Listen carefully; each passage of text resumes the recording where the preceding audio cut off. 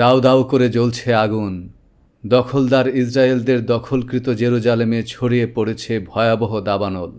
আগুনের লেলিহান শিখায় পুড়ছে রাস্তা, থেমে গেছে গাড়ির চাকা। তেলাবিব থেকে জেরুজালেমের উদ্দেশ্যে যাওয়া ১ নম্বর মহাসড়ক এখন যেন জ্বলন্ত এক ফাঁদ। আগুনের উত্তাপে গাড়ির কাঁচ চৌচির হয়ে যাচ্ছে, আর আতঙ্কে ছুটে পালাচ্ছে মানুষ। কেউ গাড়ি ফেলে দৌড়াচ্ছে, কেউ ধোঁয়ার ঘনত্বে পথ হারিয়ে ফেলেছে। সামাজিক মাধ্যমে এমন বহু ভিডিও এখন ঘুরছে, যেখানে দেখা যাচ্ছে দাবানলের তাণ্ডবে মানুষ কিভাবে প্রাণ বাঁচাতে ছুটছে। Israeli fire and rescue service জানিয়েছে ওই অঞ্চলে জ্বলছে একাধিক দাবানল। উদ্ধার কাজ চালাতে নামানো হয়েছে ১১৯টি দমকল দল ও ১০টি ফায়ার ফাইটার বিমান।